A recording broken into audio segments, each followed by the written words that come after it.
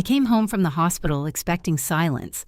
The doctor had just discharged me that morning, and all I wanted was my own bed and the quiet comfort of my house. But the moment I opened the front door, I smelled garlic and onions sizzling. I froze. Voices followed, laughing, talking the clatter of pots and pans. Slowly I walked toward the kitchen and stopped in the doorway. 3 strangers were cooking in my kitchen like they lived there. One woman was wearing my apron. My daughter Emily turned pale when she saw me. My son-in-law Ryan smiled a little too quickly, and that was the moment I realized I wasn't supposed to come home yet. Before I continue, take a second to tell me where you're watching from and what time it is there. Stories like this always feel different depending on where in the world you're listening. If this opening already gave you chills, consider liking the video and subscribing so you don't miss what happens next. And in the comments, tell me honestly, what would you do if you walked into your home and found strangers cooking in your kitchen? My name is Torres, and until that morning, I believed I understood my life. I was 63 years old, a widow for almost 8 years, and I had lived in the same modest suburban house in Columbus, Ohio, for more than 3 decades. The house wasn't fancy. The siding needed repainting, and the porch steps creaked whenever someone walked up them. But every corner of that place held a memory. My husband Daniel Torres and I had bought it when we were barely 30, newly married, and convinced we had the whole world ahead of us. Daniel used to say the house wasn't just a building, it was proof that ordinary people could build something lasting. He had been a quiet man, the kind who spoke carefully and rarely wasted words. He worked as a civil engineer while I spent most of my career as a secretary at Lincoln Elementary School, answering phones, filing paperwork, and helping nervous parents find the right classrooms on the first day of school. It wasn't glamorous work, but it was honest, and I loved the routine of it. I loved knowing the names of hundreds of children over the years. I loved watching them grow. But after Daniel passed away from a sudden heart attack 8 years earlier, the house changed. It became quieter. Too quiet sometimes. Our daughter, Emily Carter, was my only child. She had moved across town after marrying Ryan Carter, and for a while after Daniel died, she came by often. She would bring groceries, sit with me on the couch, and try to fill the silence that Daniel had left behind. But over time, life pulled her away. Work, marriage, responsibilities. That was normal, I told myself. Emily was 36 now, busy building her own life. I didn't want to be the kind of mother who clung too tightly. Still, something about the last year had felt different. Emily had started visiting more frequently again. At first, I thought maybe she was just worried about me living alone. She would bring coffee from the little cafe she liked downtown and sit at the kitchen table while I cooked breakfast. But slowly, the conversations changed. One afternoon, while stirring sugar into her coffee, she asked casually, "Mom, have you ever thought about refinancing the house?" The question caught me off guard. "Why would I refinance?" I asked. Well, she said quickly, "Property values have gone up a lot in this area. You might be sitting on a lot of equity." I shrugged. "I'm retired, Emily. I don't need extra loans." She nodded, but the topic didn't disappear. A few weeks later, she asked where I kept the house deed. Another time, she wondered whether Daniel had ever updated our insurance policies before he died. Then Ryan started asking questions too. Ryan had always been polite with me, though we were never especially close. He worked in something related to real estate financing, which sounded impressive, but also complicated. Whenever he talked about his job, the explanations drifted into terms I didn't fully understand: investment structures market, leverage loan portfolios. One evening, during dinner at their place, he suddenly asked, "Have you ever considered selling your house and moving somewhere smaller?" Alice, I laughed at the time. "That house has been my home for 32 years, I said. "I'm not going anywhere." Ryan smiled politely, but something about the way his eyes flickered made me uneasy. At the time, I dismissed it. Looking back now, I realize I shouldn't have. The truth is, my life had always been simple. I woke up early. I watered the small garden Daniel had planted in the backyard. I took walks through the neighborhood and sometimes stopped to talk with my neighbor, Ruth Delgado, who lived 2 houses down. Ruth was in her early 70s and had retired years earlier from working as a paralegal. She was sharp-minded and observant in a way that sometimes made people uncomfortable, but she was also kind, and over the years she had become one of my closest friends. She used to joke that she kept an eye on the whole street like a friendly security system, and honestly, I like that about her. The morning I ended up in the hospital started like any other day. I woke up feeling unusually tired, not the normal kind of tired you get from a bad night's sleep. This felt heavier, like my body was dragging through water. I tried to ignore it. I made coffee, watered the garden, and started doing laundry. But while I was folding clothes in the living room, the room suddenly spun. The last thing I remember before collapsing was the sound of my phone slipping from my hand and hitting the floor. Apparently, I had called Emily earlier that morning. When she couldn't reach me again, she drove over to check on me and found me unconscious on the living room carpet. The doctors later told me I had experienced severe dehydration and exhaustion combined with a mild cardiac episode. Not a heart attack, thankfully, but close enough to scare everyone.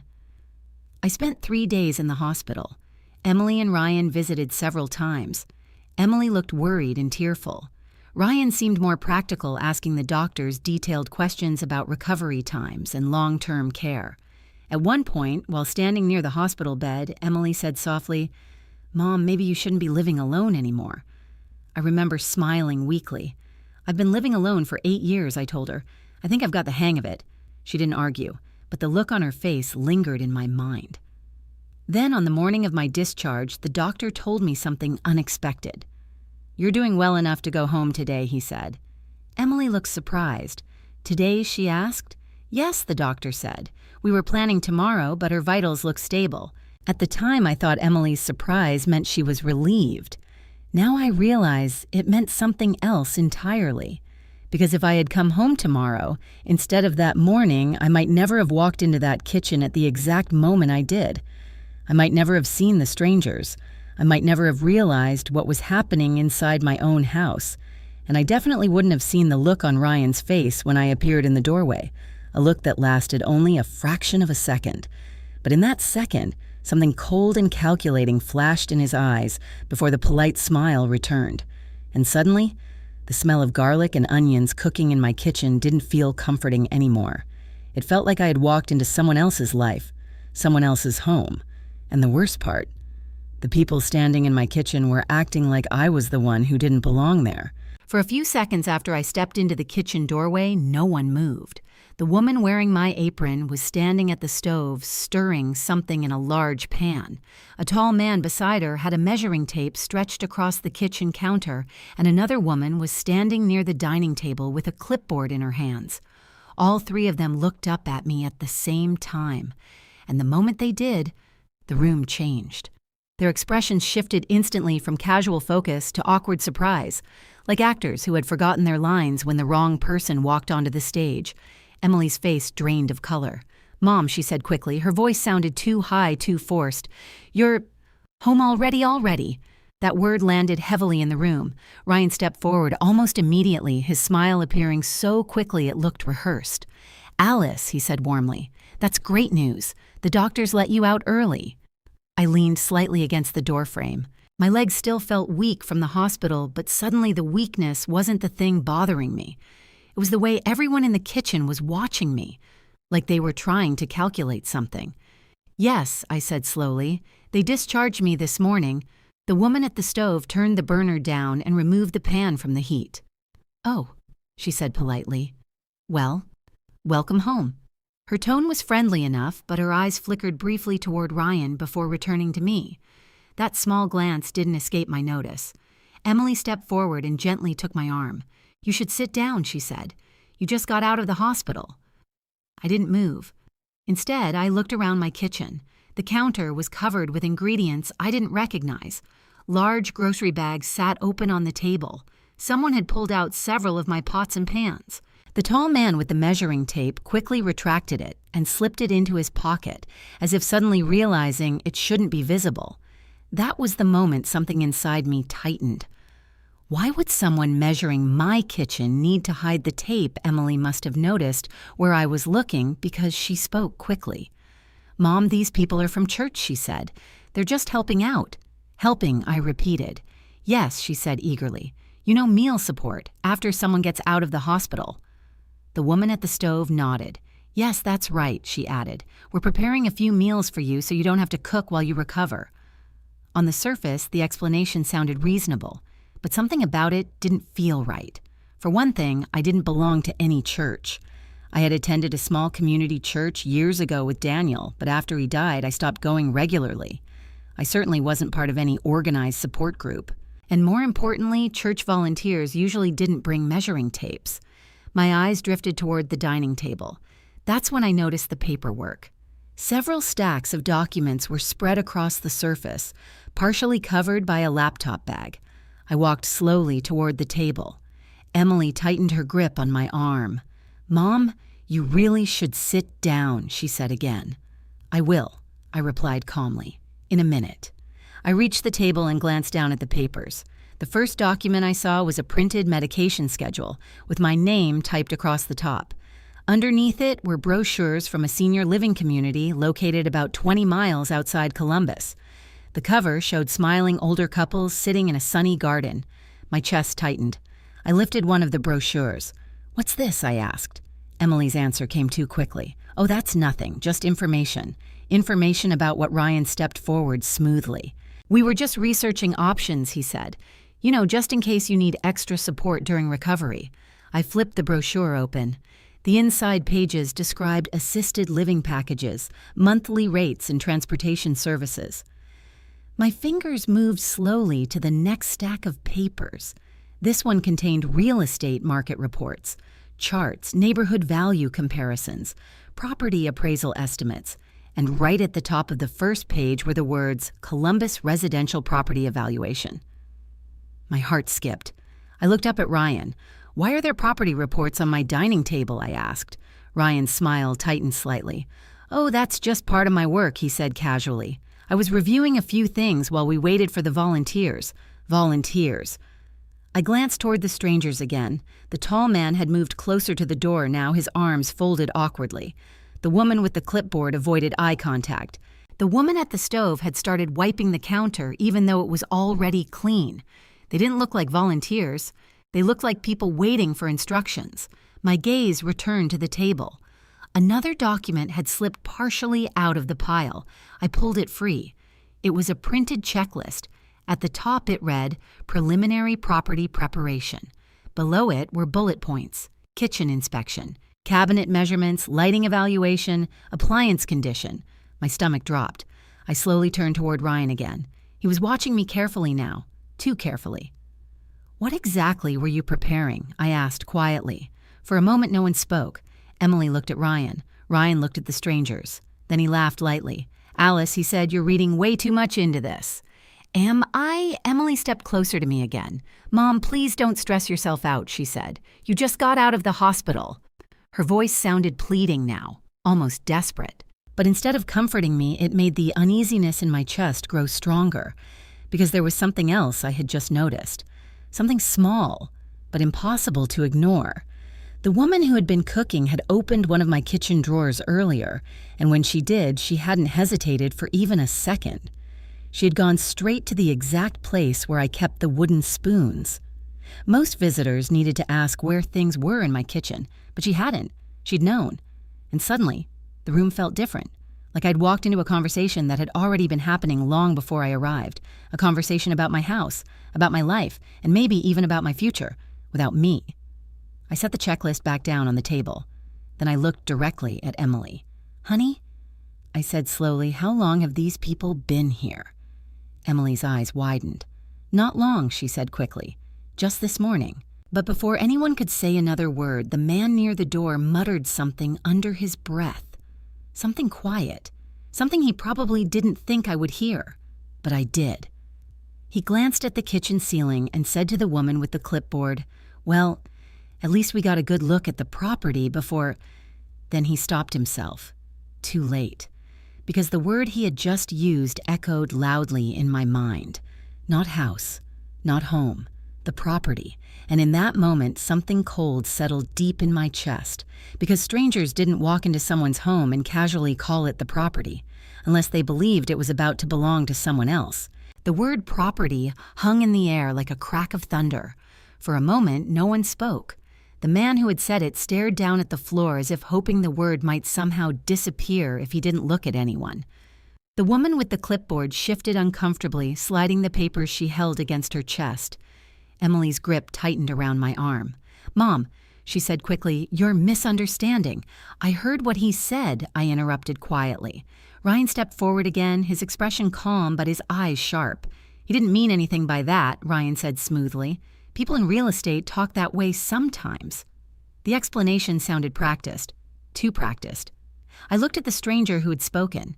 He was in his early 40s, wearing a collared shirt tucked neatly into dark jeans. Not exactly the kind of outfit I associated with church volunteers, and he still hadn't looked up. I turned my attention back to Ryan. "You told me these people were from church," I said.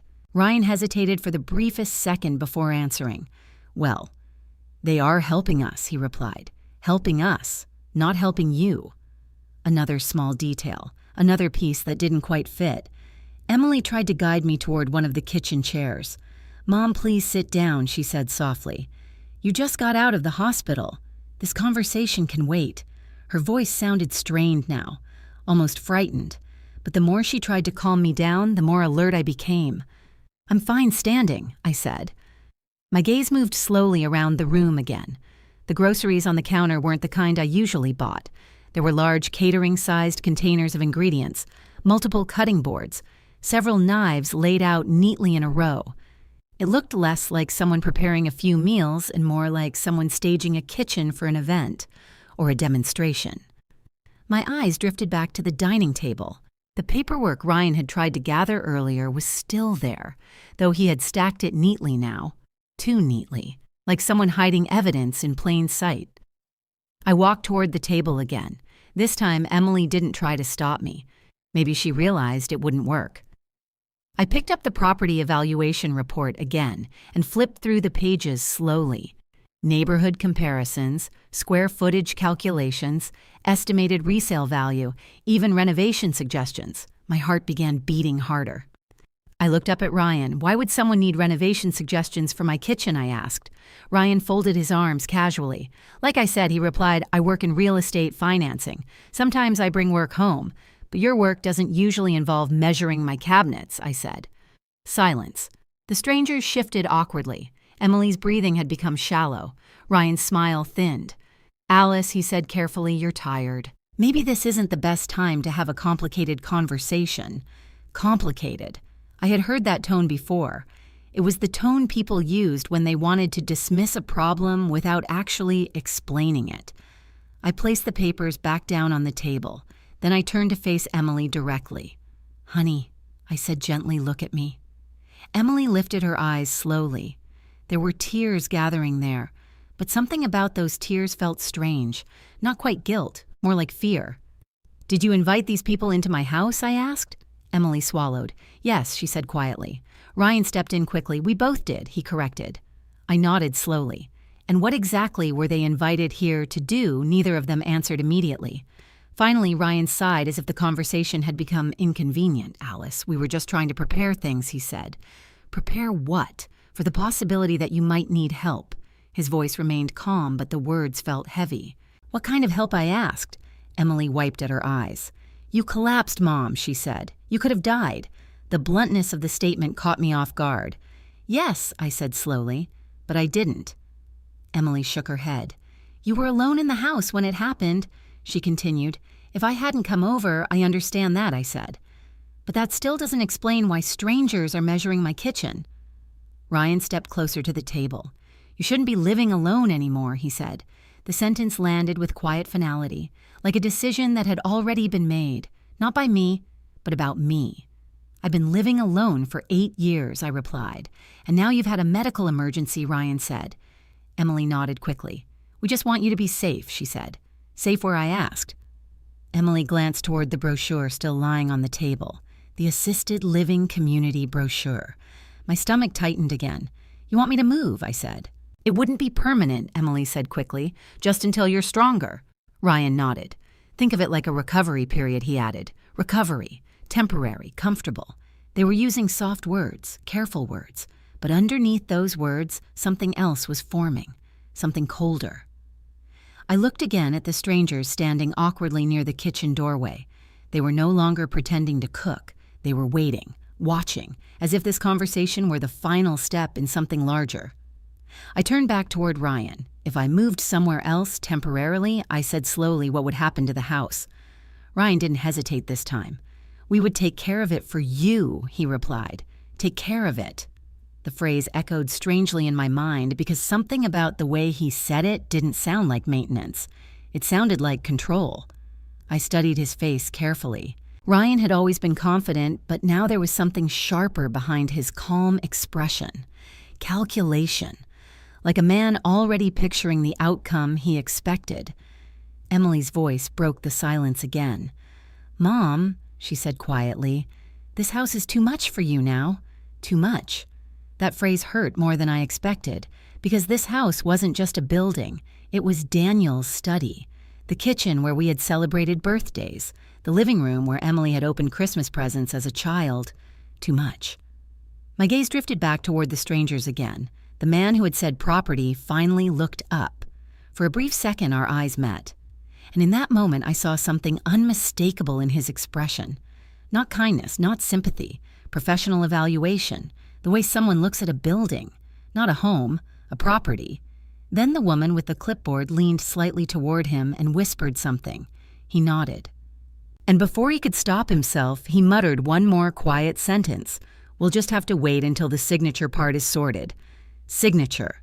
The word struck me like ice water, because suddenly all the paperwork on the table made sense. The assisted living brochures, the property evaluations, the preparation checklists, the measuring tape. None of this had been about cooking. It had been about planning. Planning something that required my house. And apparently, my signature. The word signature echoed in my mind long after the man had spoken it. No one in the kitchen reacted immediately, but the tension in the room thickened like humidity before a storm.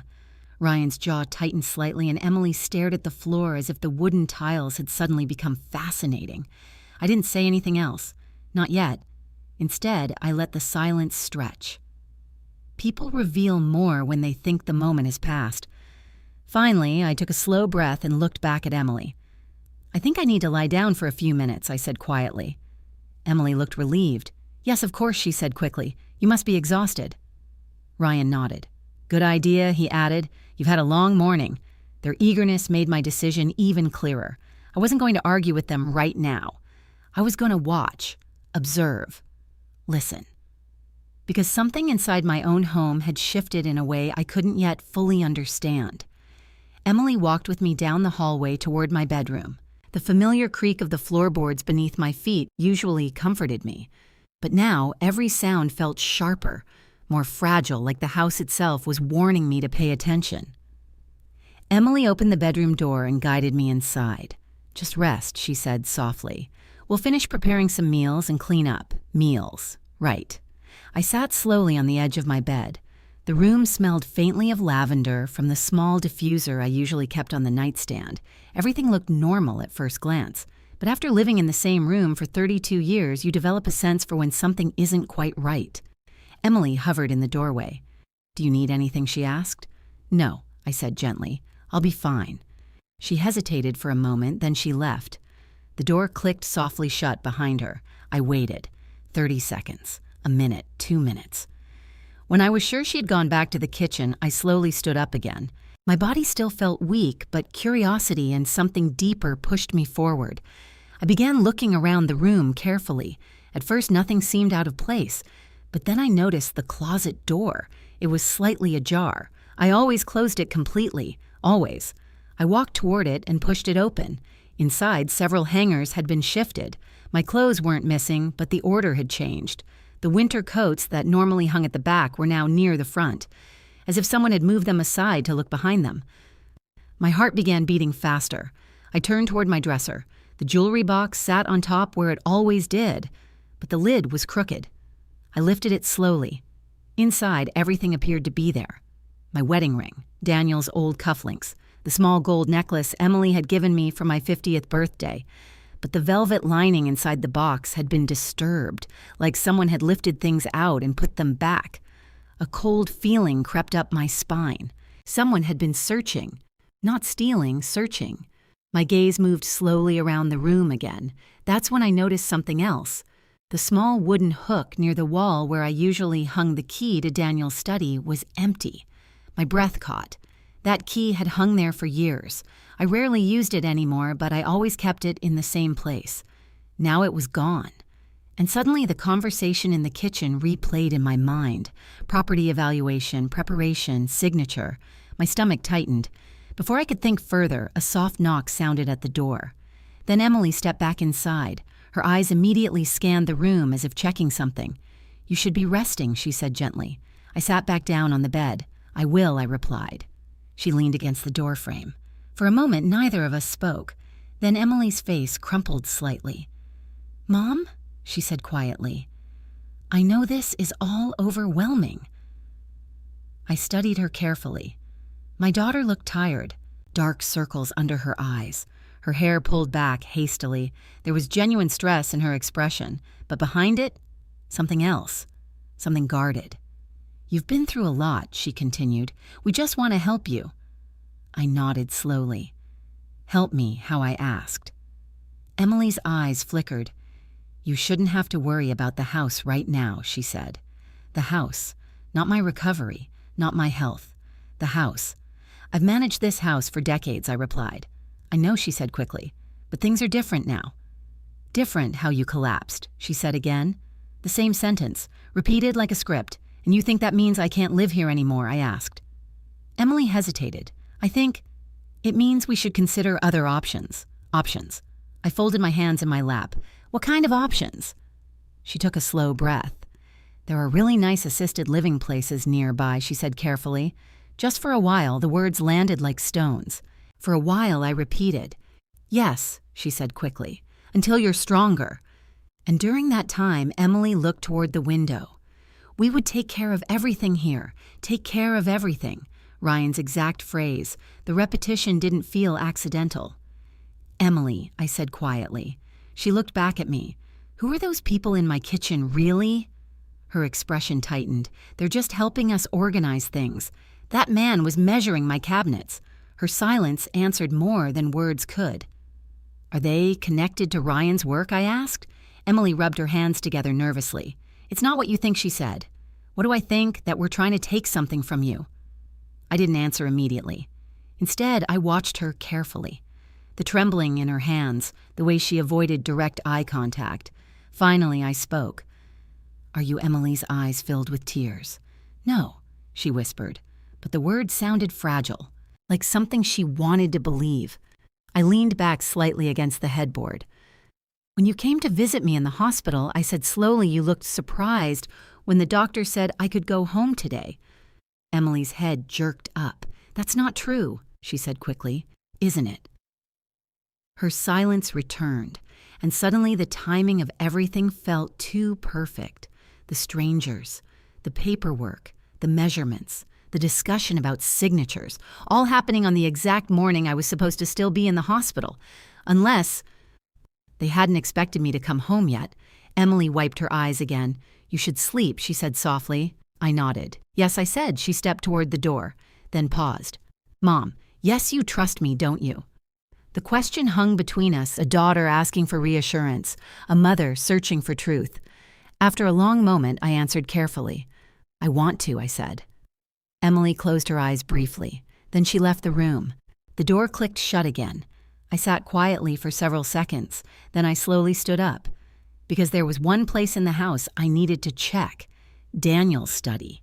And if the key was missing, it meant someone had already been inside. For several seconds after Emily left my room, I remained still listening. The house had its own rhythm, soft sounds that I had known for decades. The hum of the refrigerator down the hallway, the distant clink of dishes in the kitchen, the creak of the floorboards whenever someone walked across the living room. Now those familiar sounds felt different.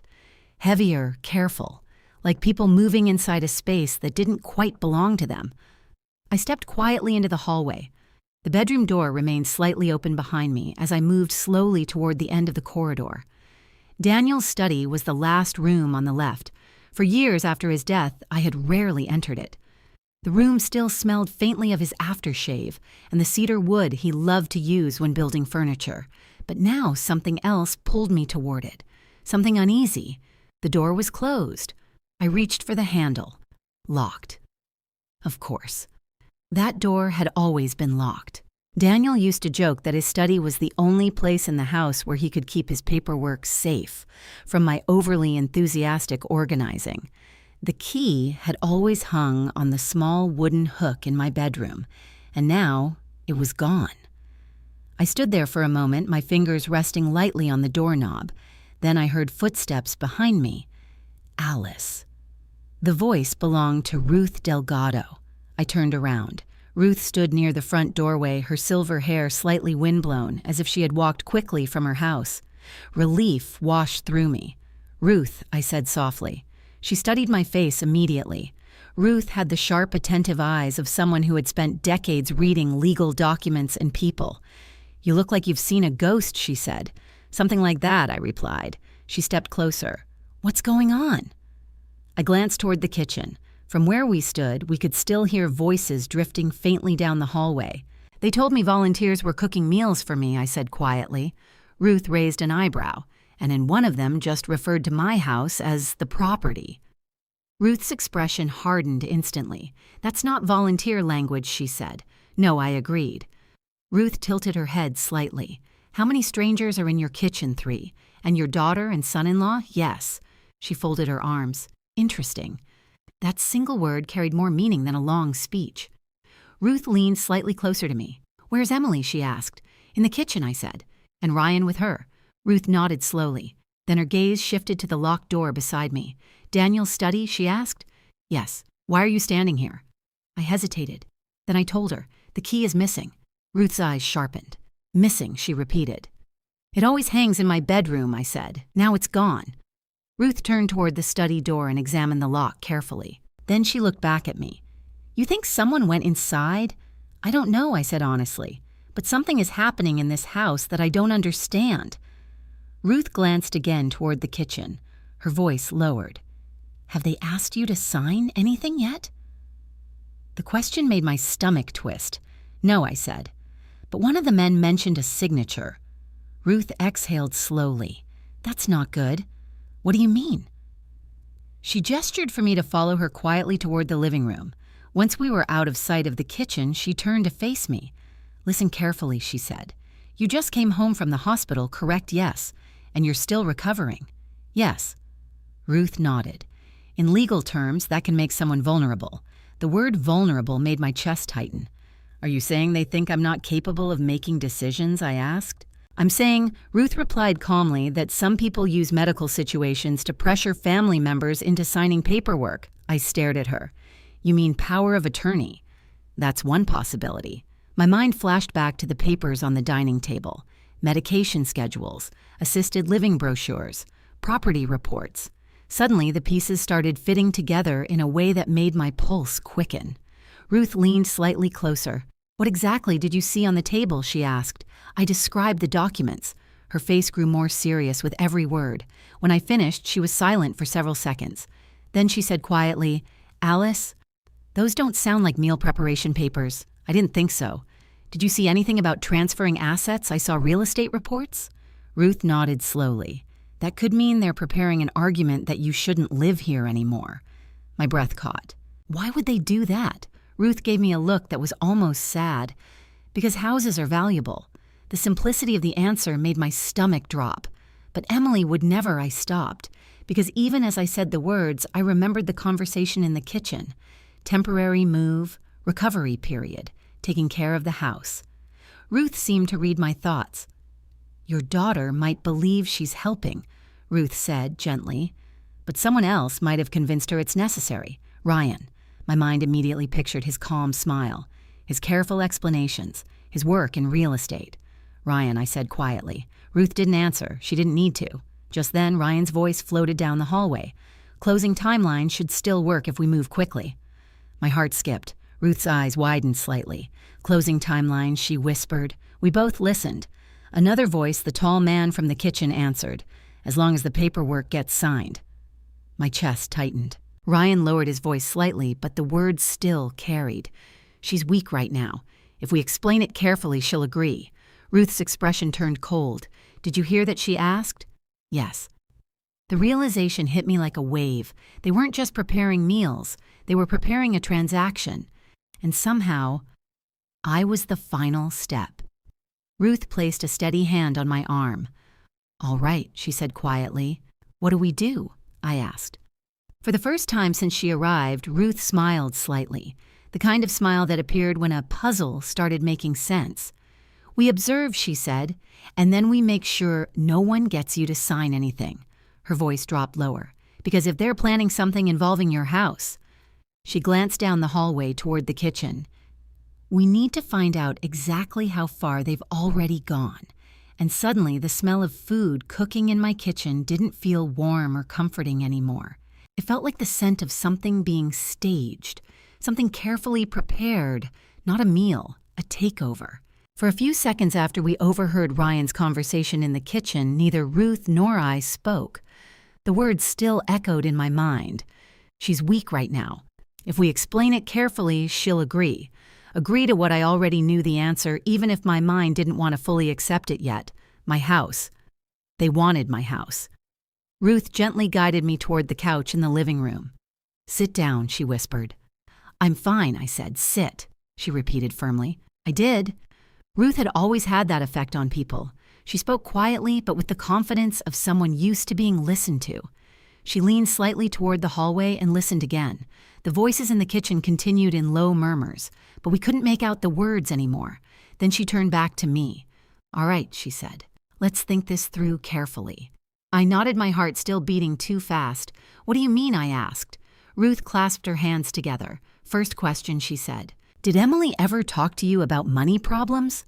The question caught me off guard. "Money problems," I repeated. "Yes." "No," I said slowly. Why Ruth gave me a thoughtful look. "Because most situations like this start with financial pressure." I shook my head. "Emily and Ryan always seemed comfortable," Ruth said. She emphasized the word gently, and suddenly I realized something.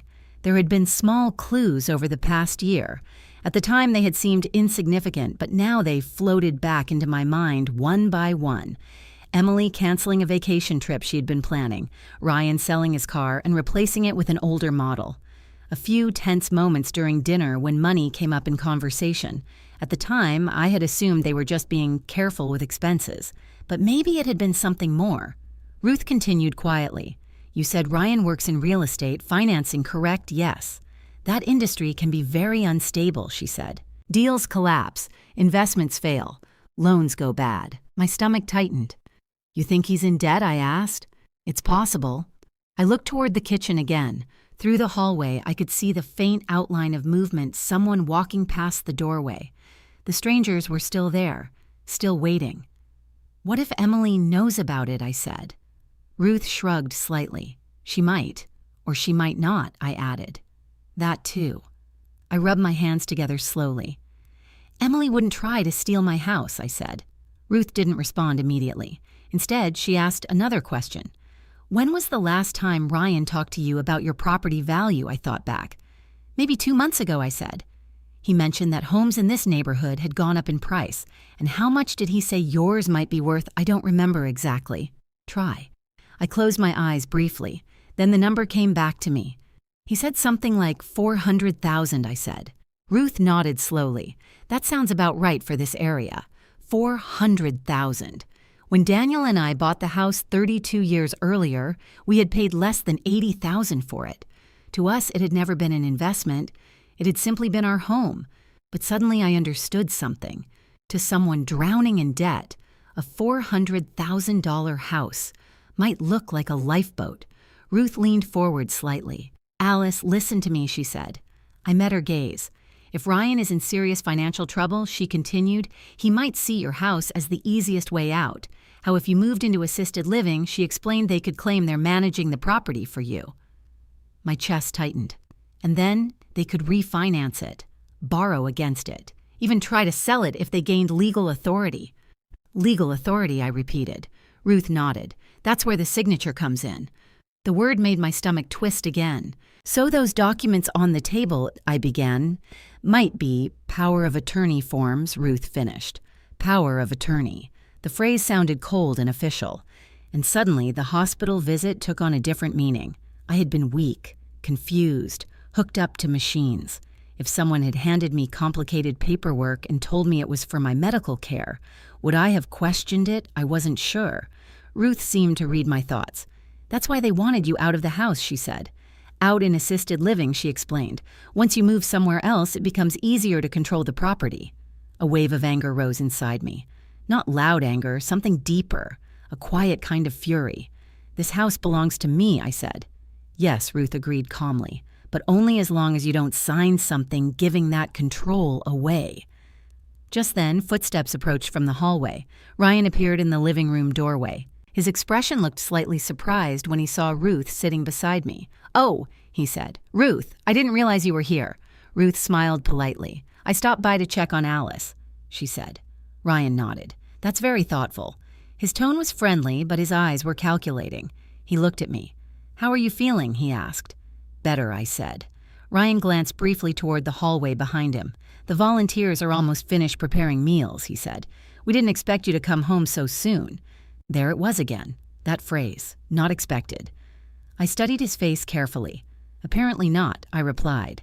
Ryan chuckled lightly, though the sound felt forced. "Well, surprises happen." His gaze shifted toward the hallway again, almost like he was checking whether someone was listening. Then he turned back to me. "There are a few things we should probably discuss later," he said. "What kind of things?" I asked. "Your recovery plan," he said. "And the house." The word landed quietly, but the meaning behind it felt enormous. Ryan took a step closer. "Emily and I have been looking into some options that might make things easier for you," he said. I folded my hands calmly in my lap. "What kind of options?" "Temporary living arrangements," he said. "Assisted living." He didn't say the words, but we both knew what he meant. Ryan continued. "We just want to make sure you're safe," he said. Behind him, I noticed the tall stranger from the kitchen standing partially in the hallway, watching, waiting, like someone observing a negotiation. Ruth's voice broke the silence. "I think Alice needs a few days to recover before making any decisions," she said calmly. Ryan smiled again. "Of course," he said, but the smile didn't reach his eyes. Still, he added some paperwork might need to be signed soon. Paperwork, signature. The pieces clicked together with frightening clarity. Ryan glanced at the stranger in the hallway again, then back at me. "Don't worry," he said smoothly. "We'll walk you through everything." And in that moment, I realized something chilling. Ryan wasn't asking if I wanted to sign anything. He was assuming that eventually I would. Ryan's words lingered in the air long after he said them. "We'll walk you through everything." It sounded polite, helpful even, but beneath that calm tone was something unmistakable, an assumption, as if the decision had already been made and my role in the process was simply to follow along. Ryan gave Ruth another polite nod before turning back toward the kitchen. "I'll let you two talk," he said casually. "Emily's finishing up in there." Then he disappeared down the hallway. The moment he was gone, Ruth leaned closer to me. "That man is very confident," she murmured. "Yes," I said quietly. "Too confident." We sat in silence for a moment. The sound of cabinets closing and low conversation drifted faintly from the kitchen. Every now and then I heard Emily's voice mixed with the stranger's, my own daughter, standing in my kitchen with people who were discussing my house like it was a transaction waiting to happen. Ruth finally spoke again. "Alice," she said gently, "I think you need to talk to Emily alone. I was thinking the same thing. She might tell you more if Ryan isn't there." I nodded slowly. Emily had always been easier to read when she wasn't under Ryan's influence. Growing up, she had been open with me, sometimes painfully honest, but marriage changes people, and pressure changes them even more. I stood slowly. "I'll ask her to come into the living room," I said. Ruth nodded. "I'll stay right here." I walked toward the kitchen. The smell of roasted vegetables and garlic still filled the air, but now it made my stomach uneasy. The strangers had packed several containers of food onto the counter. Aluminum trays, plastic lids labels, meal preparation. That's what they wanted it to look like. Emily stood near the sink, rinsing something under the faucet. When she saw me, her shoulders tensed. "Mom," she said quickly, "you shouldn't be up. You need rest." "I need to talk to you," I said calmly. She glanced toward Ryan. He stood near the dining table speaking quietly with the tall man. For a brief moment their conversation stopped when they noticed us looking. Then Ryan gave Emily a small nod, as if giving permission. That alone made my chest tighten. "Okay," Emily said softly. We walked back into the living room together. Ruth remained seated on the couch, but she politely stood when Emily entered. "Hi, Emily," she said. Emily gave her a tight smile. "Hi, Ruth." Ruth gestured toward the armchair. "I think Alice and I were just talking about the garden," she said casually. "I'll step outside for a moment." Emily looked relieved. "Thanks," she said. Ruth walked slowly toward the front door. Before leaving, she gave me a brief glance, a silent reminder. Stay calm. The door closed behind her. Now it was just Emily and me. My daughter stood near the coffee table, twisting her hands together nervously. The same nervous habit she had when she was little. "Mom," she said softly, "I know this looks strange." I didn't respond immediately. Instead, I studied her face carefully. Emily looked exhausted. Her eyes were red. There were faint lines around her mouth that I didn't remember seeing before. "How long have you been planning this?" I asked quietly. Her head snapped up. "Planning what?" This I said, gesturing toward the kitchen. "The strangers, the paperwork, the assisted living brochures." Emily's eyes filled with tears almost instantly. "It's not like that," she whispered. "Then explain it to me." She sank slowly onto the couch. For a moment she didn't speak. Then the words began spilling out in a rush. "Ryan's business hasn't been doing well," she said. My stomach tightened. "How bad?" I asked. Emily stared at her hands. "He invested in a development project last year," she said. "It was supposed to be a big opportunity. And it collapsed." "How much money did he lose?" She hesitated. "More than we had." The room felt suddenly colder. Emily continued quietly. "There were loans involved," she said, "and investors." I leaned forward slightly. "How much debt are we talking about?" Her voice dropped almost to a whisper. 200,000. The number hit me like a physical blow. "Emily." "I know," she said quickly, tears sliding down her cheeks. "I know how terrible it sounds. Does Ryan expect my house to fix this?" Emily didn't answer. She didn't need to. The silence told me everything. I took a slow breath. "When did you start thinking about moving me out?" I asked. Emily shook her head quickly. "It wasn't supposed to be like that," she said. "Then what was it supposed to be? We just thought—" She hesitated. "Thought what?" "That you might need more help after the hospital. And if I moved somewhere else temporarily," Emily swallowed.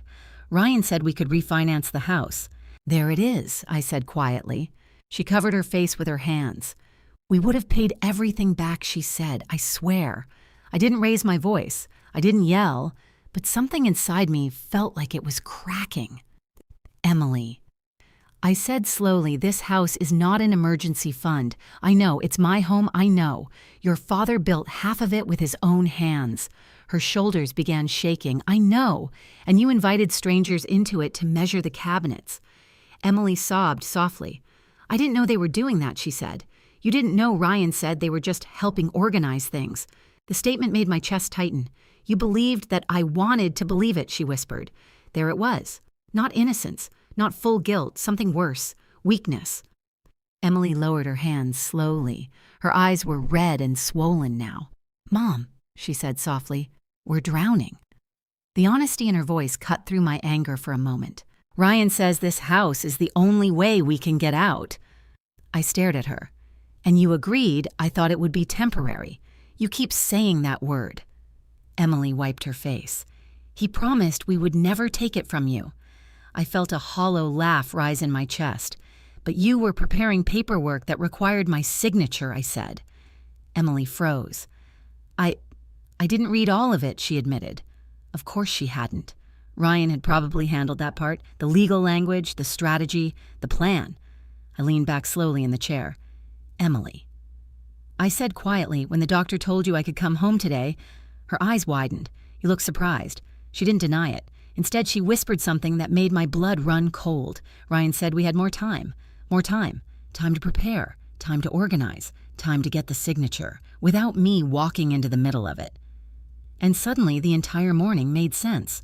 The strangers. The paperwork. The careful explanations. Ryan hadn't expected me to appear in that kitchen doorway. Because if I hadn't, The next step in their plan might have already begun. Emily's last words hung between us like a cold wind moving through the room. Ryan said we had more time. More time. Time to do what exactly I already knew the answer. But hearing it out loud made something inside me shift permanently. For a long moment, neither of us spoke. Emily sat on the couch, shoulders shaking as she tried to control her breathing. I watched her carefully, remembering the little girl she used to be, the one who ran barefoot through the backyard chasing fireflies while Daniel grilled burgers on summer evenings. That girl would never have invited strangers into our home, but the woman sitting in front of me now was different. Not cruel, but desperate. And desperation can lead people to places they never thought they would go. Finally, Emily spoke again. "I never wanted it to happen like this," she whispered. "Then how did you want it to happen?" I asked quietly. She wiped her face with trembling hands. "Ryan said we should talk to you after you got home from the hospital," she said. "He thought you might be more open to the idea. More open. Because I had been weak. Because I had been scared. Because I had just experienced a medical emergency. The strategy behind it made my stomach turn. And the paperwork I asked." Emily looked down. "Ryan said it was just for legal protection." "What kind of protection?" "In case you needed someone to make decisions while you recovered. Power of attorney." The phrase formed silently in my mind. "Did you read the documents?" I asked. Emily shook her head slowly. No, of course she hadn't. Ryan had likely handled everything himself. He worked in real estate financing. He understood contracts, legal language, property transfers. He would know exactly how to structure something like this. I leaned forward slightly. "Emily," I said gently, "how much control would that paperwork give him?" She hesitated, then whispered the answer. "I think financial control, too." There it was, the truth hiding behind all the careful explanations. Not just help with medical decisions, control over my finances and my house. Before I could respond, footsteps sounded in the hallway. Ryan appeared in the living room doorway again. His eyes moved quickly between Emily and me. Then he noticed her tear-streaked face. His expression hardened slightly. "What's going on?" he asked. Emily looked away immediately. Nothing, she said quickly. Ryan stepped into the room. "Doesn't look like nothing." I remained calm. "We're talking," I said. Ryan studied me carefully. For a moment, the polite smile he usually wore seemed to disappear completely. "What about?" he asked. "Your investment project," I said. His eyes narrowed slightly. Emily's head snapped toward me. "Mom?" But Ryan raised a hand to stop her. "It's fine," he said quietly. Then he looked at me again. "So Emily told you?" "Yes." Ryan sighed softly as if the situation had simply become inconvenient. "Well, he said I suppose the truth was going to come out eventually." His calmness surprised me.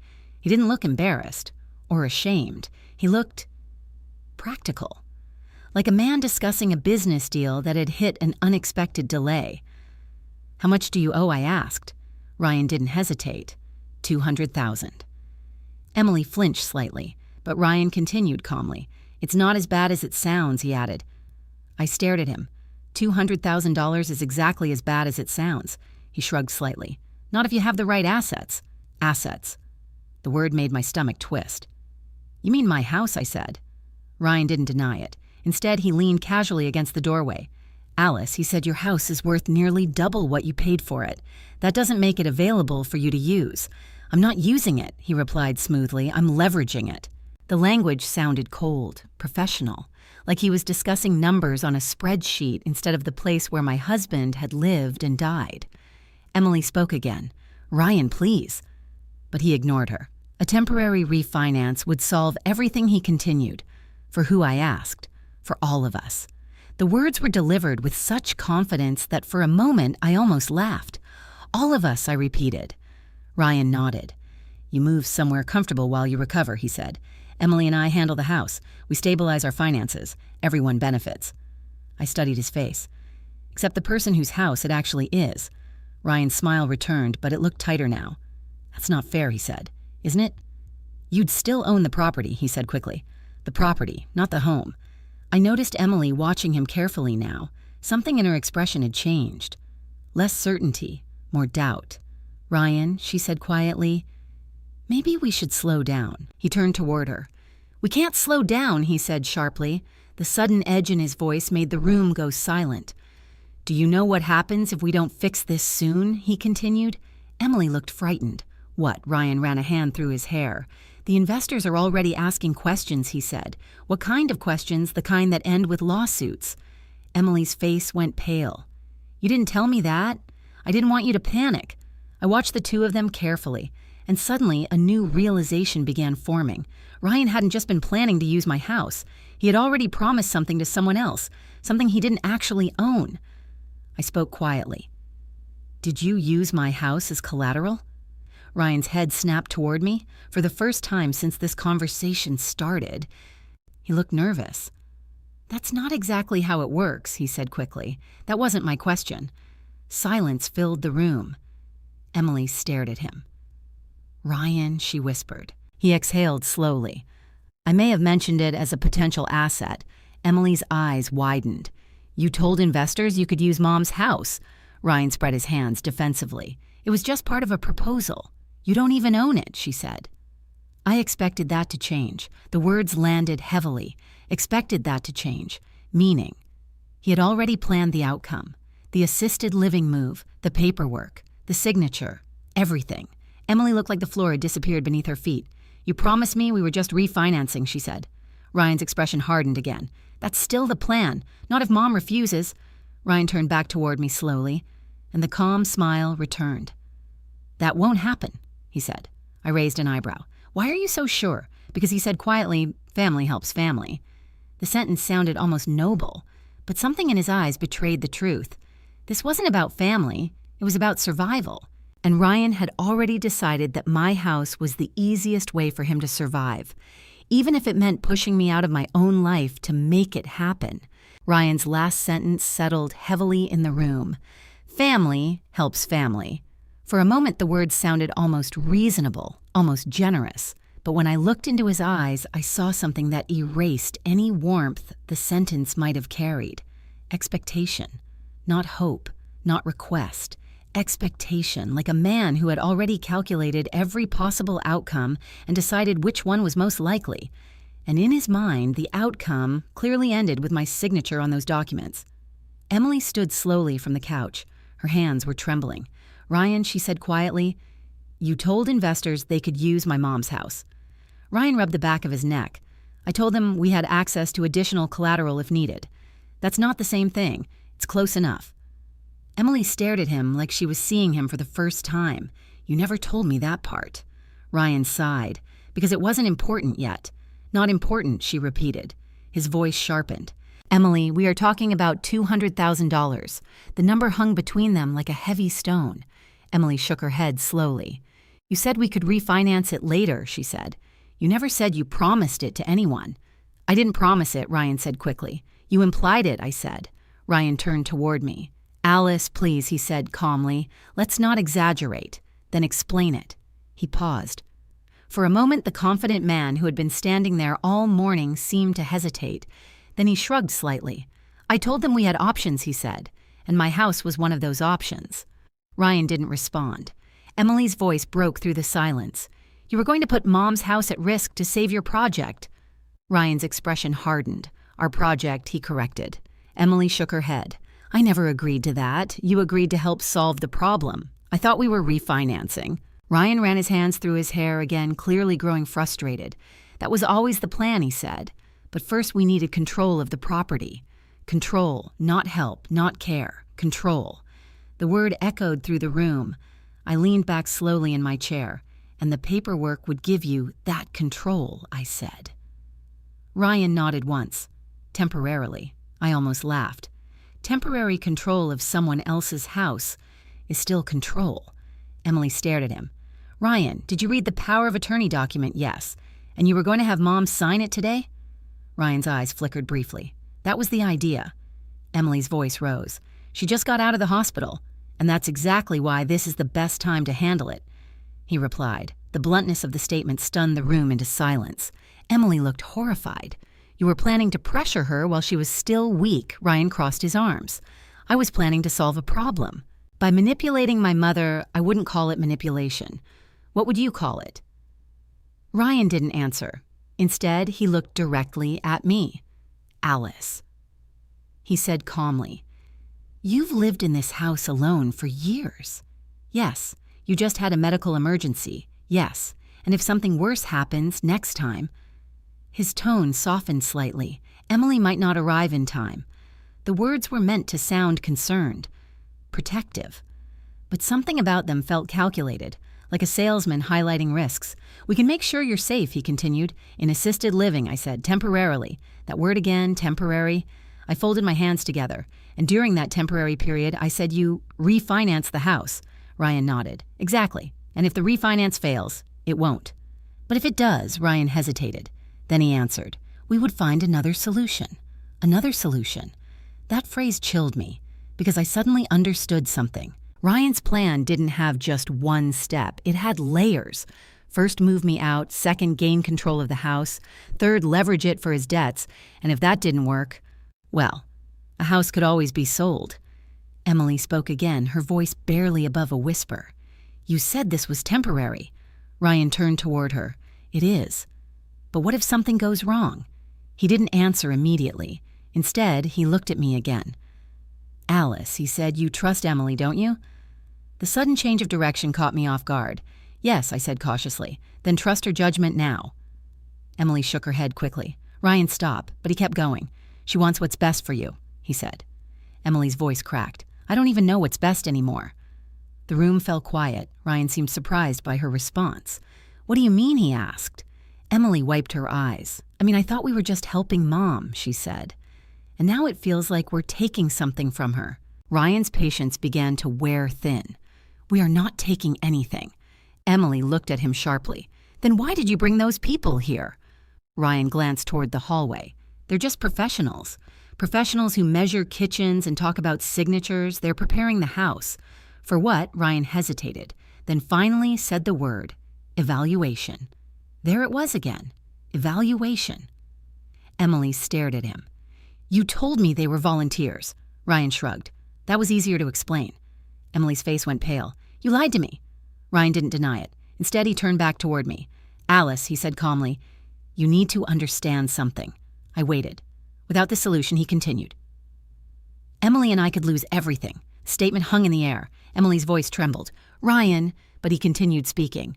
"The investors will sue," he said. "They could take the house we live in. They could freeze our accounts." Emily sank slowly back onto the couch. "And you think Mom losing her house is the answer," she whispered. Ryan's voice hardened. "I think survival sometimes requires difficult choices." I watched him quietly. For the first time that morning, the polite mask he wore had fully slipped. The man standing in front of me wasn't pretending anymore. He wasn't hiding the calculation. He had decided what needed to happen, and he believed he could convince me to accept it. But he didn't know something important, something Daniel had told me years earlier, something I hadn't thought about in a long time. I stood slowly. Ryan frowned slightly. "What are you doing?" he asked. "I'm going to Daniel's study," I said. Emily looked confused. "Why?" "Because there's something in there I need to check." Ryan's eyes narrowed. "What kind of thing?" I met his gaze calmly. "The kind of thing that might make this conversation very different." And suddenly, for the first time that morning, Ryan didn't look confident anymore. Ryan's confidence cracked the moment I mentioned Daniel's study. It was subtle. Most people might not have noticed it, but I did. His shoulders stiffened slightly.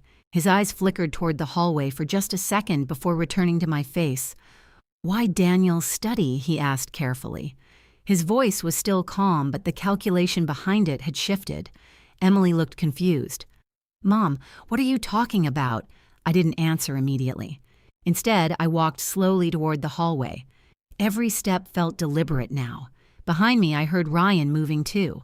Not aggressively, but close enough that I could feel the tension building in the space behind my back. Emily followed us both. The hallway suddenly felt narrower than usual. Daniel's study door stood at the end exactly where it had always been. Closed. Locked. I stopped in front of it. Ryan spoke again. "Alice." He said, "There's no reason to go in there right now." I turned to face him. "That room belongs to my husband," I said quietly. Ryan's jaw tightened. "And to me." Emily stepped closer. "Mom, what's in there?" I studied her face. For the first time since this conversation began, I saw genuine confusion there. She truly didn't know. That realization mattered more than she probably understood. "It's something your father left behind," I said softly. Emily blinked. "He left something in the study." "Yes." Ryan's voice cut in quickly. "What kind of something?" The question came too fast, too eager. I didn't answer him. Instead, I looked at the door again. "I need the key," I said. Emily frowned. "Isn't it in your room?" It was. Ryan shifted slightly. "Maybe you misplaced it." "No," I said calmly. I turned slowly to look at him. "It disappeared this morning." The silence that followed felt heavy. Emily looked between us. "What do you mean it disappeared?" I said quietly. "Someone took it." Ryan scoffed lightly. "Alice, that's a pretty big assumption. Is it you might have moved it yourself?" "I didn't." Ryan crossed his arms. "Well, then maybe it fell somewhere. Or maybe someone used it." That was when the tall stranger from the kitchen appeared at the end of the hallway. He had clearly been listening. Ryan noticed him and quickly said, "Everything's fine. Just give us a minute." The man nodded awkwardly and stepped back out of sight. Emily looked unsettled now. "Ryan," she said slowly. "Did someone go into the study?" Ryan sighed impatiently. "Emily, it's just an office." "No," I said quietly, "it's not." I reached out and placed my hand on the door. "Your father spent years working in this room," I continued. Emily watched me carefully. "He kept all his personal records here," I said. Ryan's voice interrupted again. "Which is exactly why you should rest instead of digging through old paperwork." I turned to face him. "And that's exactly why I want to see it." The hallway went silent again. Emily spoke softly. "Mom, what are you expecting to find?" I took a slow breath. "A letter." Her eyebrows lifted. "A letter." "Yes," Ryan's voice came quickly. "What kind of letter?" The question felt too sharp, too defensive. I studied him for a moment, then answered carefully.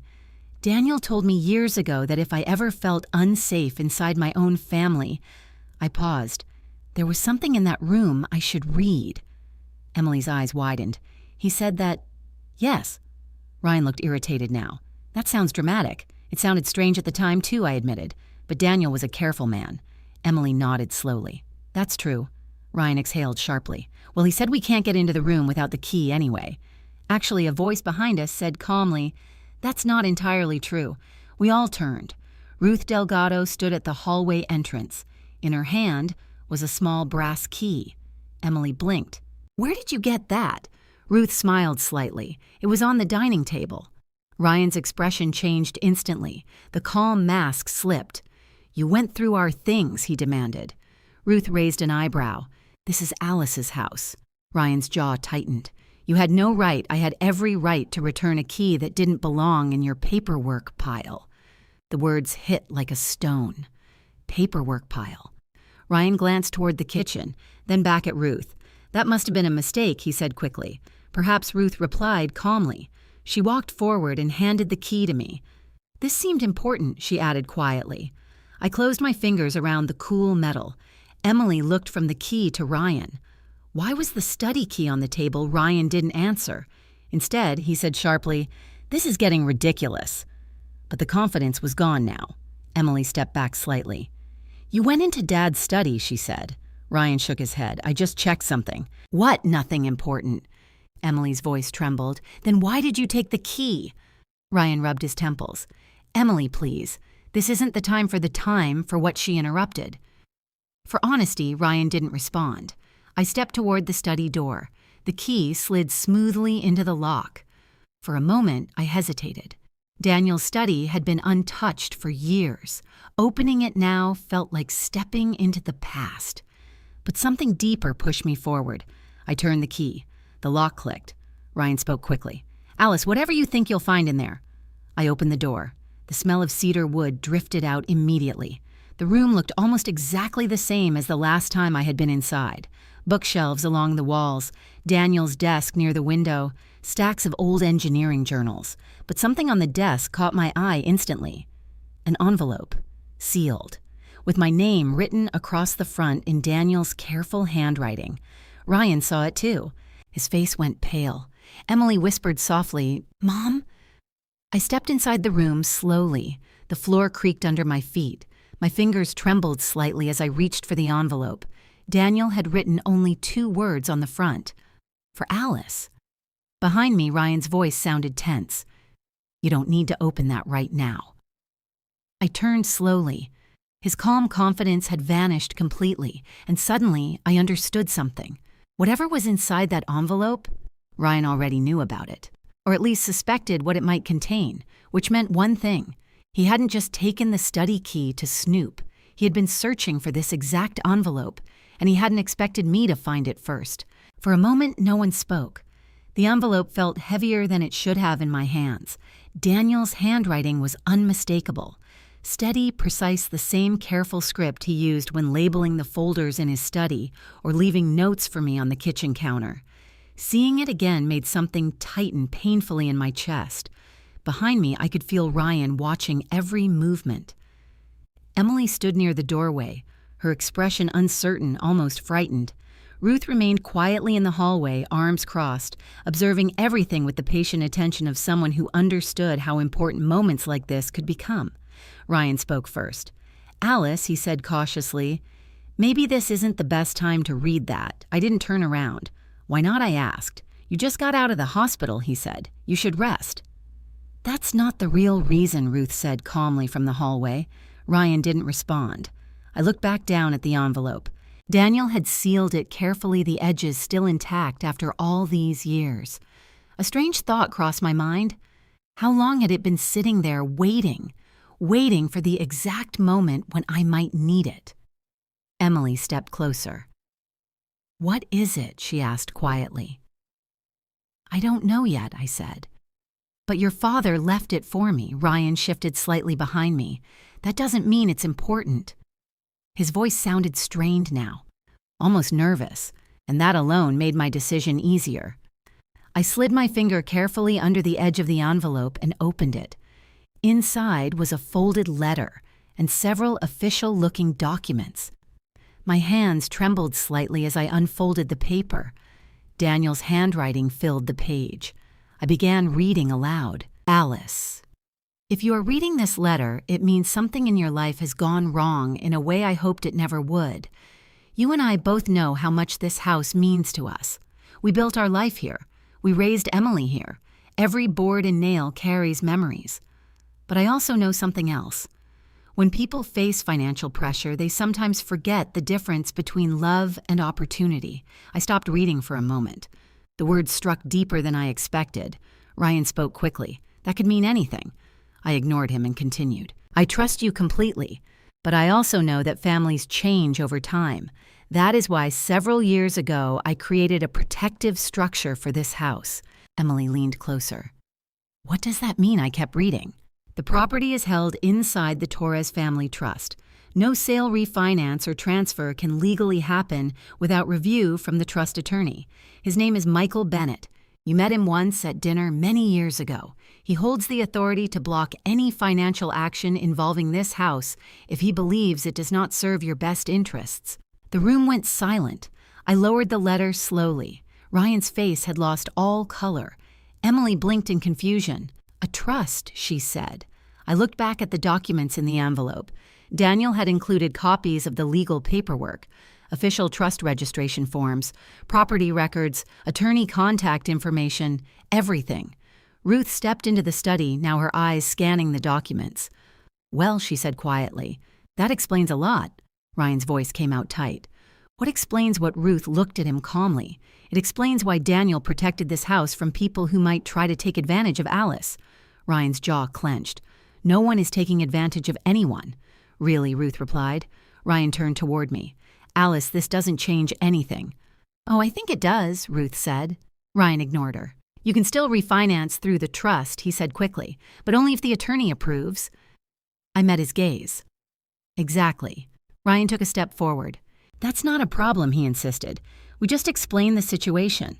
Emily spoke quietly. "What situation?" Ryan turned to her. "Our financial situation." Emily shook her head slowly. "You told me the trust didn't exist." Ryan froze. For a moment the room felt like it had stopped breathing. "You knew about this?" Emily asked. Ryan looked away. I suspected something like it. Emily stared at him. "And you didn't tell me. It didn't seem relevant." "Not relevant," she repeated. "You were planning to have Mom sign documents giving you control of the house." Ryan's voice rose. It was the fastest solution. Even if the trust blocked it, Ryan hesitated. Then said quietly, "The trust could be challenged." Ruth's eyebrows lifted. "Oh," Ryan shrugged. If Alice signed power of attorney, first control of her decisions would shift. The meaning behind the sentence sank slowly into the room. Emily's face went white. "You were going to override the trust." Ryan didn't answer, but his silence said enough. I felt something settle deep inside me. Not anger, not panic, clarity. Daniel had seen this possibility years ago. He had known that pressure might come one day. And he had quietly built a shield around our home. Ryan's voice came again, softer now. "Alice, this doesn't have to be a fight." I folded the letter carefully. No, he said. "We can still work something out." "Work what out? A compromise?" I raised an eyebrow. "What kind of compromise?" Ryan gestured toward the documents. "You speak with the attorney." "Yes. You explain that Emily and I need temporary help." And Ryan took a breath. "And maybe he approves a limited refinance." Ruth chuckled softly. "You're still negotiating." Ryan ignored her. "Alice," he said quietly, "this house could solve everything." I looked around the study. Daniel's desk, the bookshelves, the chair where he used to sit late at night reading. Everything in this room held pieces of our life, and Ryan saw it as a financial tool.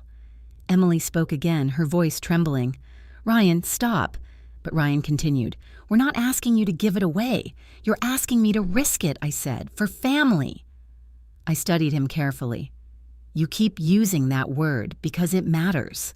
"Yes," I said, "it does." I stepped past him and walked toward the hallway. Ryan's voice followed me. "So what are you going to do?" I stopped at the doorway, then turned to face him. "I'm going to call Michael Bennett." Ryan's face tightened. Emily looked uncertain. "And when he arrives," I continued calmly, "we're going to explain exactly what happened in my kitchen this morning." Ryan didn't answer, but something in his expression told me he understood perfectly, because the moment the attorney walked into this house, the situation he thought he could control might collapse completely. And for the first time that morning, Ryan looked genuinely afraid. The silence after I said Michael Bennett's name felt thick and heavy. Ryan didn't speak right away, but his expression changed in a way that was impossible to miss. The confident certainty he had carried all morning like armor had cracked. Not completely, but enough for the tension underneath to show. Emily was the first one to break the silence. "You're calling a lawyer?" she asked quietly. "Yes," I said. Ryan scoffed. "That seems unnecessary." "Is it?" Ruth asked calmly from the hallway. Ryan turned toward her. "This is a family issue," he said sharply, "not a legal one." Ruth raised an eyebrow. "When someone tries to obtain control over a $400,000 property using paperwork and pressure," she replied evenly, "it becomes both." Ryan's jaw tightened. He looked back at me. "Alice, think about what you're doing." "I am." "You're turning this into a conflict that doesn't need to exist." I held his gaze steadily. "You already turned it into one the moment you brought strangers into my kitchen." Ryan's patience snapped. "We brought professionals," he said, "to measure my house, to prepare it for what Emily demanded suddenly." Both of us looked at her. Emily stood near the couch, her hands trembling. Her eyes were red from crying, but something else had replaced the helplessness that had been there earlier. Anger. "Ryan," she said slowly, "what exactly were you planning?" Ryan looked irritated. "We already talked about this." "No," she said, "you talked around it." Her voice grew stronger. "You told me we were refinancing the house. That was the goal. But now you're talking about control of the property. Challenging trust's power of attorney." She shook her head. "That's not the same thing." Ryan sighed heavily. "Emily, you're overreacting." "Am I?" "Yes. You told investors they could use Mom's house." Ryan crossed his arms. "I said it was a potential asset. You didn't even know if she would agree. I knew she would understand." I spoke quietly. Understand what Ryan turned to face me again. That sometimes people have to make sacrifices. The word struck me like a slap. Sacrifices. Whose sacrifice? I asked. Ryan's voice hardened. "Alice, we are talking about keeping our lives from collapsing. And you think the solution is collapsing mine. That's dramatic. Is it?" Emily suddenly stepped forward. "Ryan, stop." He turned toward her, surprised. "No," she said, "you stop." The firmness in her voice startled all of us. Emily looked directly at him now. "You told me we were helping my mom." "We are." "No," she said, "you're trying to use her." Ryan's eyes narrowed. That's not fair. You lied to me, she continued. I simplified things. You brought strangers into her home. They're professionals. You tried to get her to sign legal documents while she was recovering from the hospital. Ryan's voice rose. Because time matters. And what happens if something goes wrong? Emily demanded. Nothing will go wrong. You don't know that, Ryan exhaled sharply. We don't have another option. Emily stared at him. Yes, we do. Ryan frowned. Oh, really? Yes. We tell the investors the project failed. Ryan laughed bitterly. You think they'll just walk away? At least we won't destroy my mother's life. Ryan's patience snapped completely. You're being naive. Emily flinched but didn't back down. And you're being selfish. The room went silent again. Ryan stared at her. You're choosing her over me, he asked. Emily's voice shook. I'm choosing what's right. Ryan shook his head slowly. Do you have any idea what will happen if we lose everything? Emily didn't answer. He stepped closer. We could lose the house we live in. Emily whispered, then we lose it. Ryan looked stunned. You're serious, yes? Ryan ran his hands through his hair in frustration. This is unbelievable. Then he turned back toward me. Alice, he said sharply, you're destroying your daughter's future. The accusation hung in the air. Emily immediately shook her head. No, Mom isn't. Ryan ignored her. If you help us refinance, everything stabilizes. And if it fails, I asked. Ryan hesitated, then said nothing. Emily answered instead. If it fails, we could lose Mom's house, too. Ryan glared at her. That's unlikely. Unlikely is not the same as impossible, she replied. Ryan's frustration exploded. Do you think I would risk that Emily met his eyes? I think you already did. The truth landed with quiet finality. Ryan turned away for a moment. Then something in his posture changed. The desperation finally surfaced. You don't understand, he said quietly. Emily watched him carefully. Then explain. Ryan took a deep breath. They're not just investors, he said. What do you mean they're partners? Emily frowned. In the development project. Yes. And Ryan looked down. I guaranteed returns. Emily's face went pale. You guaranteed them, yes. With what money? Ryan hesitated, then spoke the words that made the room freeze. With the property. Emily stared at him. You promised them Mom's house. Ryan quickly corrected himself. I promised them the value of the property if the project failed. Emily looked like she had been struck. You told them you could give them Mom's house. I said we had access to it. You don't. Ryan's voice rose again. I expected that to change. Emily shook her head slowly. That's why you needed the paperwork. Ryan didn't deny it. The truth was fully exposed now. The assisted living plan, the power of attorney documents, the strangers measuring the kitchen. Everything. It had all been part of one desperate strategy, and it had all depended on one thing, my signature. Ryan turned back toward me. Alice. He said, his voice suddenly softer again. I know how this sounds. It sounds exactly like what it is. I'm trying to protect my family. I looked at Emily. She looked back at me with tear-filled eyes. Then I looked at Ryan again. You're trying to protect yourself. Ryan opened his mouth to argue, but before he could speak, a calm voice came from the front door. Good afternoon. All of us turned. A tall man in a gray suit stood in the doorway, silver hair. Leather briefcase, sharp eyes. Ruth smiled slightly. Perfect timing, she said. I felt a small sense of relief wash over me, because the man standing in my doorway was someone Daniel had trusted completely. Michael Bennett, I said. The attorney stepped into the room slowly. I came as quickly as I could, he said. Then he looked around the house. His gaze moved over the strangers in the kitchen, the documents on the table, Ryan's tense posture, Emily's tear-streaked face, and finally, me. Michael set his briefcase down.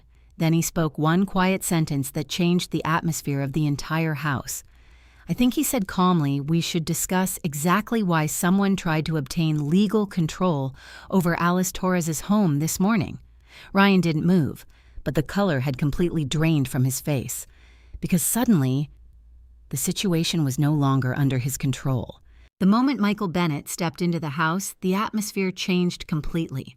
It was subtle at first, but anyone paying attention could feel it. Ryan's confidence, the same calm control he had maintained all morning, vanished almost instantly. The easy explanations, the careful language, the quiet pressure, All of it seemed to collapse under the weight of the attorney's presence. Michael Bennett had always carried himself in a way that made people pause. Tall, composed, and quietly observant, he had the kind of calm authority that came from decades of legal experience. Daniel had trusted him for years, not only as a lawyer, but as a friend. And now he stood in my living room taking in the scene with sharp, analytical eyes.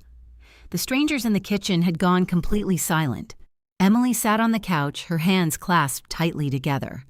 Ryan remained near the hallway, his posture stiff. Michael looked around once more before speaking again. "Perhaps we should sit down," he said calmly. No one argued. Within a few minutes, we were gathered in the living room. Michael sat across from me with his briefcase on his lap. Ruth remained standing nearby, quietly watching everything. Emily sat on the couch beside me while Ryan took the armchair opposite us. The strangers from the kitchen lingered awkwardly near the doorway until Michael glanced toward them. "And you are?" he asked. The tall man cleared his throat. "Contractors," he said. Michael raised an eyebrow. "Contractors hired to cook lunch." The man shifted uncomfortably. "Property evaluators," he admitted. Michael nodded once. "Thank you for your honesty." The man looked toward Ryan. Ryan said nothing. Michael gestured toward the hallway. "You may wait outside while we discuss private matters." The three strangers exchanged uncertain looks. Then one by one they left the house. The front door closed behind them. Silence returned. Michael folded his hands calmly. Now he said perhaps someone would like to explain why property evaluators were measuring Alice's kitchen. Ryan spoke first. "They were just gathering information." "For what purpose?" Michael asked. Ryan hesitated. "Future planning." Michael looked at him steadily. "What kind of planning?" Ryan shifted in his chair. "Potential refinancing." Michael turned slightly toward me. "Alice, did you authorize anyone to begin property evaluation?" "No," I said. Michael nodded slowly. "Then we already have our first problem." Ryan's voice tightened. "Look, this is being blown out of proportion." "Is it?" Michael asked calmly. Ryan leaned forward. Alice's health situation created an urgent need for planning. Michael's expression remained neutral. "Planning that required her signature on legal documents." Ryan froze. Emily looked at him sharply. "You told him she asked." I shook my head. He already suspected. Michael opened his briefcase and removed a folder. "Alice contacted me earlier," he said, "and I brought copies of the trust documentation." He placed several papers on the coffee table. Ryan stared at them. The words Torres Family Trust were clearly visible across the top page. Michael continued speaking in the same calm tone. "As you know, or perhaps recently discovered, this property is protected by the trust Daniel established several years ago." Ryan rubbed his forehead. "I'm aware of that now." Michael tilted his head slightly. Now Ryan didn't answer. Emily spoke instead. "He didn't know about it before today." Michael looked thoughtful. "That would certainly complicate certain plans." Ryan's jaw tightened. "We weren't doing anything illegal." Michael gave a small, polite smile. "That depends on the details." Ryan leaned back in his chair. "We were trying to refinance the house temporarily." Without Alice's informed consent, Ryan hesitated again. Michael continued. "And by obtaining power of attorney first," Emily whispered softly. "Ryan," Michael turned toward her. "Is that accurate?" Emily's voice trembled. "Yes." Ryan shot her an angry look, but it was too late. The truth had already been spoken. Michael nodded slowly. "I see." He picked up one of the documents from the table. "These appear to be draft power of attorney forms," he said. Ryan said nothing. Michael studied the papers briefly. If Alice had signed these, he continued, control over financial decisions would shift to the designated agent. Ryan crossed his arms defensively. It would have been temporary. Michael looked at him. Temporary authority can still create permanent consequences. Ryan exhaled sharply. This is ridiculous.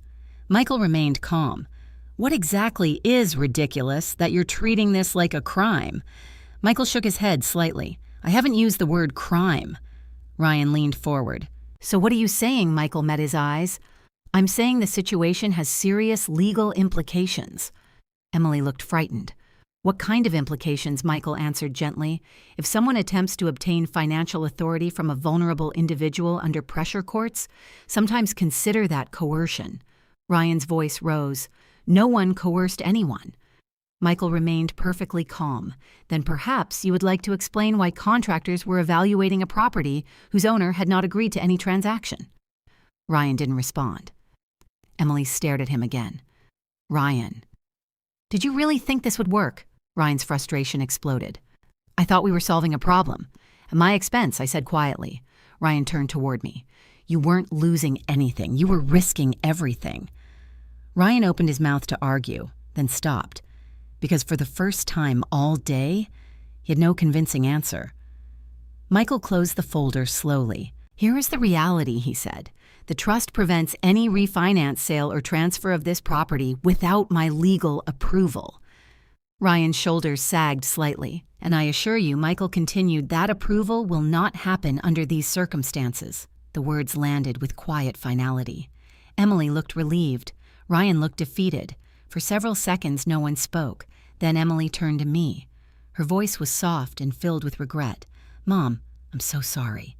I looked at her, really looked. The fear in her eyes, the shame, the exhaustion. She had made terrible choices, but she was finally seeing the truth. Ryan stood up suddenly. I need some air, he muttered. Without waiting for anyone to respond, he walked toward the door and stepped outside. The house fell quiet again. Emily covered her face with her hands. I didn't realize how far he had taken it, she whispered. I reached over and gently touched her shoulder. We'll deal with that later, I said. Michael stood and closed his briefcase. For now, he said calmly, the most important thing is that Alice's home remains exactly where it belongs. He looked around the room, and no one will be moving her out of it. For the first time since that morning, I finally felt like the house around me was truly mine again. For the first time since I walked through the front door that morning, the house felt quiet again. Not the uneasy silence that had filled it earlier, the kind that comes from people hiding things, but the familiar calm I had known for decades. The kind of quiet that belongs to a home. Michael Bennett gathered the documents from the coffee table and carefully placed them back inside his briefcase. Everything connected to the trust will remain secure, he said calmly, and I'll also be documenting what happened here today. Ryan was still outside. Through the living room window, I could see him standing near the driveway, pacing slowly while staring at his phone. Emily followed my gaze. Is he going to be in trouble? She asked softly. Michael considered the question. That depends on what happens next, he replied. Emily looked down at her hands. I never meant for any of this to happen. I believed her. Not completely innocent, but not the architect of the plan either. Ryan had been the one moving the pieces. Emily had simply followed his logic until it carried her too far. Michael closed his briefcase. Alice, he said, I recommend changing the locks and keeping copies of all documents related to the house in a secure place. I will, I said. Ruth nodded approvingly. I can help with that? Michael smiled slightly. That's good. Then he added one more thing, and I would suggest making it very clear to everyone involved that the trust is not negotiable. I looked toward the door. Ryan still hadn't come back inside. Understood, I said. Michael shook my hand before leaving. If anything else happens, call me immediately, he said. I will. When the front door closed behind him, the house felt lighter somehow. Ruth turned to Emily.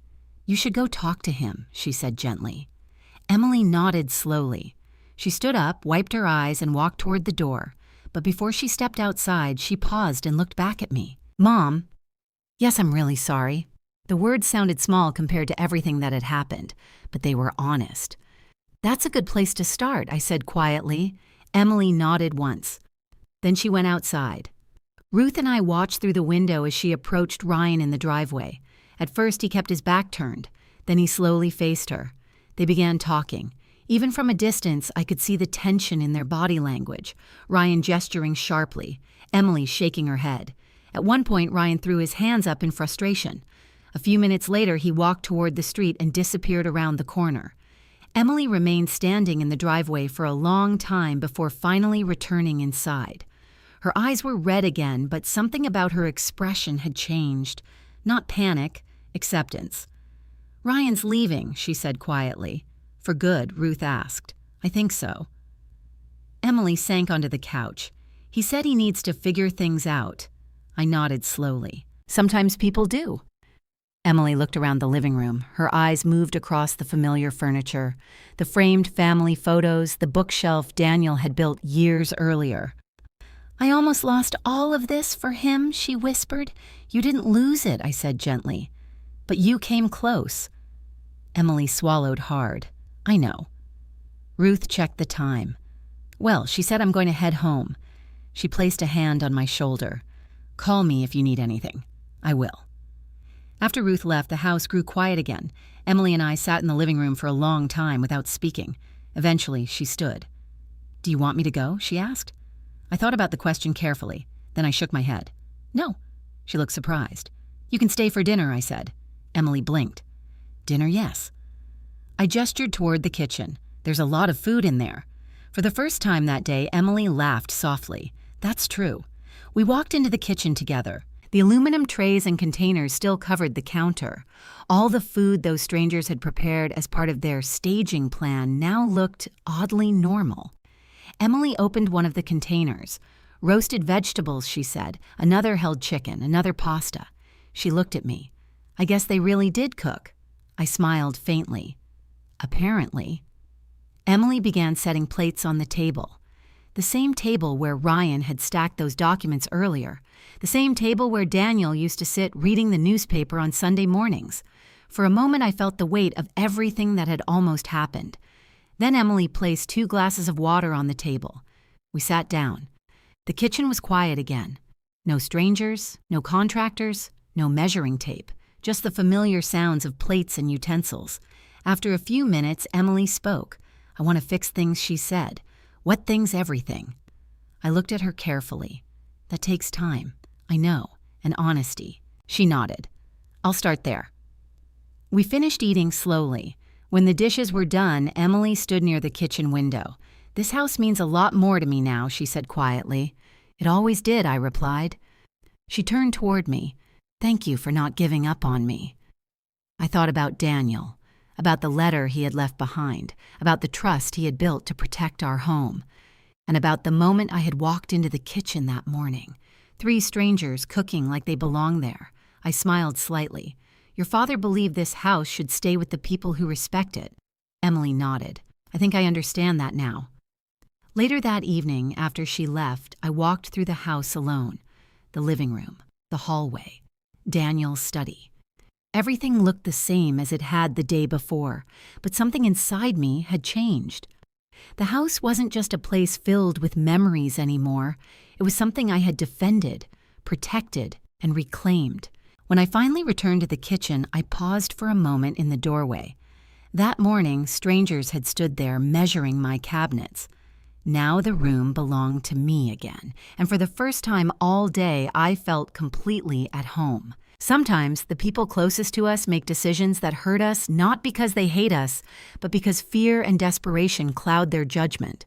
Financial pressure, pride, and panic can push ordinary people into choices they never imagined making. But moments like these reveal something important. Love should never require surrendering your dignity. Family should never mean losing your voice. Alice Torres almost lost her home that day, not because strangers walked into her kitchen, but because the people she trusted allowed desperation to guide them. Yet the story didn't end with betrayal. It ended with clarity boundaries and the courage to stand up for herself.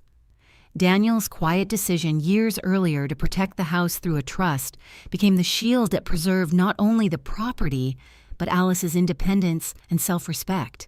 And sometimes that is the real lesson. Protection is not about expecting betrayal. It is about being wise enough to prepare for it. If this story moved you, I'd love to hear your thoughts. Have you ever experienced a moment where someone you trusted crossed a line because of money or pressure? What would you have done if you were in Alice's position? Leave a comment and tell me where you're watching from and what time it is there. Stories like this remind us how many people around the world share the same struggles. And if you enjoy emotional storytelling like this, don't forget to like the video and subscribe to the channel so you won't miss the next story. Sometimes the most powerful stories aren't about revenge. They're about finding the strength to protect what matters most.